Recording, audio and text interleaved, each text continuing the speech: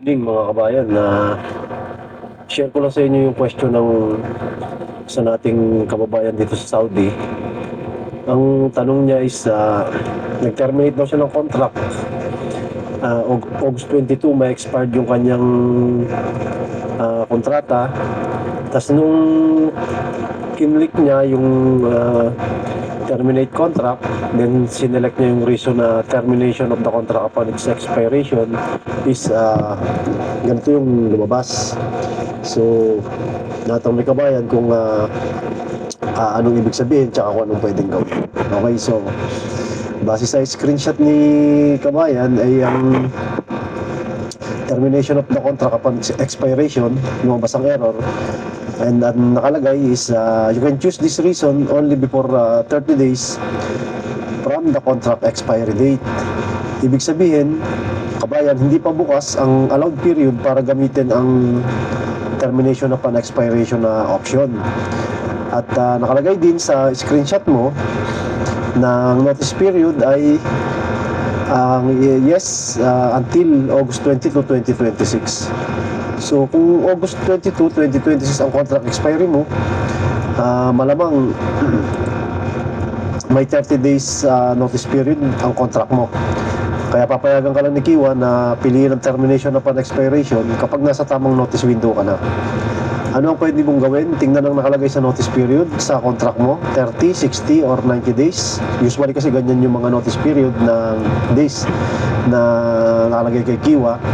Hintayin ang tamang notice period bago mag-submit uli ng termination upon expiration.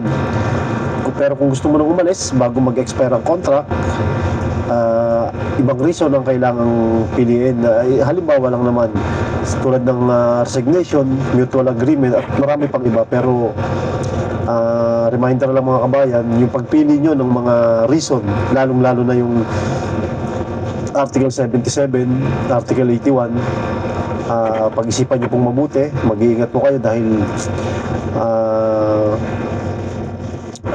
meron pong consequence ang ano niyan, lalo na po yung compensation sa Article 77 tsaka sa Article 81 kung hindi po valid yung inyong reason. So depende po sa sitwasyon ninyo. Kaya para makasigurado, i-check yung contract details sa Kiwa, contract expiry date, notice period na nakalagay sa contract.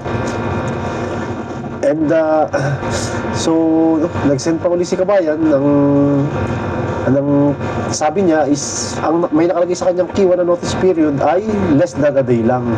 Okay, so ngayon medyo malinaw na kung bakit lumabas yung error na yun na sorry, you cannot use yung termination upon expiration, and then kailangan is 30 days ang before 30 days from the contract expiry date yung lumabas na error message.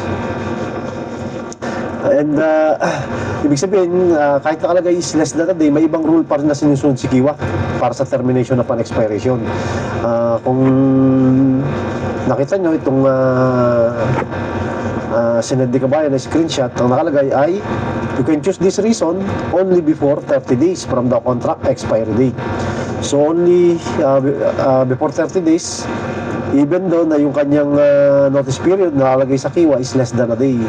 Kaya ibig sabihin niya may ibang rules na sinusunod talaga sa Kiwa. Kaya dahil June pa lang ngayon at August 22 pa ang expiry mo, so posible hindi pa bukas talaga ang filing window para sa upon expiration, o may system limitation si Kiwa na kailangan mas malapit sa expiry date bago maselect ang option na yun. So magandang gawin is kabayan, wag mo munang piliin ang termination upon expiration sa ngayon.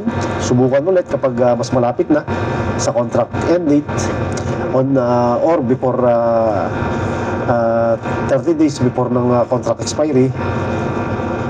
So dapat gawin kabayan is laging i-check ang iyong Kiwa, lalo na kapag malapit siyang pumasok ng 30 days period bago mag-August 22, 2026.